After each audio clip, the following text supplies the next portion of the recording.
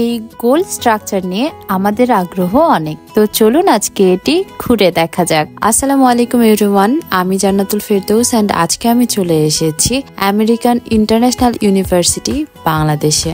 ঢাকায় চলাফেরা করার সময় প্রায়ই আমরা এই বিশাল সাইজের একটি গোল স্ট্রাকচার দেখতে পারি, যেটা নিয়ে আমাদের সবার কৌতূহল আছে এন্ড এটার ভিতরে কি আছে না আছে সেটা জানার আগ্রহ আমাদের সবারই আছে। সো আজকে আমি আপনাদেরকে AIUB এর লাইব্রেরিটাই ঘুরিয়ে দেখাবো, কিন্তু তার আগে আপনাদের সকলকে এই AIUB এর এই হোমলি এনভায়রনমেন্টটি ঘুরিয়ে দেখাতে চাচ্ছি।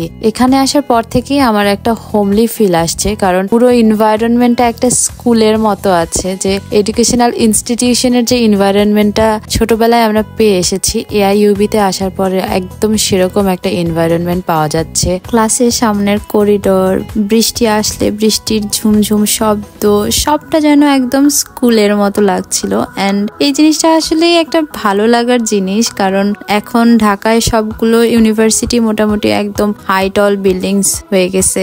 সবকিছু মিলিয়ে AIUB এর এনভায়রনমেন্টটা আমার একদম স্কুলের মতো ছিল। So in this case AIUB is different from every other universities in Dhaka. So বলা চলে AIUB has the most welcoming environment. এই ক্যাম্পাসের ল্যান্ডস্কেপিং থেকে শুরু করে সবকিছু বেশ প্রপোর্শনেট, এন্ড এই কারণে আপনি কখনো জোনড আউট ফিল করবেন না পুরো ক্যাম্পাসের কোথাও। কিছু স্পেস পরপরই সিটিং অ্যারেঞ্জমেন্ট, ল্যান্ডস্কেপিং, গ্রিনারি, তার পাশাপাশি কিছু ওয়াটার বডি আছে, এন্ড সেন্ট্রালি এই লাইব্রেরিটা আছে। এন্ড সেন্ট্রালি এই গোল লাইব্রেরিটা আছে, যেটার চারপাশেই আমরা ঘুরি না কেন এই লাইব্রেরিটা বেশ অ্যাট্রাকটিভ একটা জোনে আছে। যখন আমি এই লাইব্রেরিতে ঢুকতে যাচ্ছি আরো বেশি ইন্টারেস্টেড করে দিচ্ছে ভিতরে কি আছে বা কোন স্ট্রাকচারে এটা দাঁড়িয়ে আছে, এই নিয়ে আগ্রহটা আমার প্রচুর বেড়ে যাচ্ছিল। নর্মালি বাংলাদেশে এরকম চ্যালেঞ্জিং মাস কিন্তু খুব কম দেখা যায়। এর ভিতরটা কিভাবে ওয়ার্কআউট করছে, এর ভিতরের স্পেস গুলো কেমন হতে পারে, এগুলো আমি চিন্তা করতে করতেই আমি চলে আসলাম AIUB এর সেই ফেমাস লাইব্রেরিতে।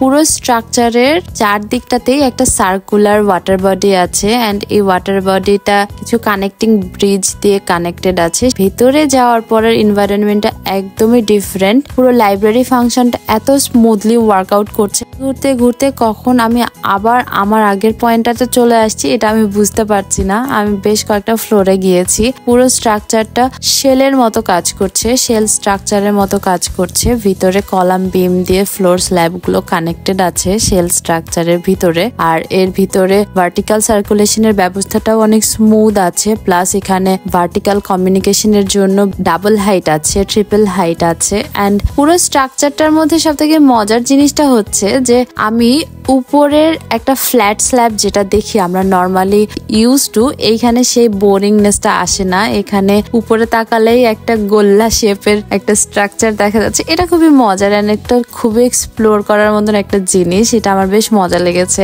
এই লাইব্রেরিতে পড়তে বসে আজকে আমি যেটা দেখলাম, যে আমি জানালা দিয়ে এদিক ওদিক না তাকিয়ে আমি মাথার উপরে কি আছে সেটা দেখতেছি, কিভাবে এটা ওয়ার্কআউট করতেছে এটা দেখতেছি। এইটা বিষয় নিয়ে আমার বেশ মজা লাগছিল এন্ড বেশ কৌতূহল ছিল। বাংলাদেশে নর্মালি এরকম ডিফারেন্ট এন্ড ইউনিক স্ট্রাকচার খুব কম আছে, বা বলা চলে এরকম স্ট্রাকচার আর নেই।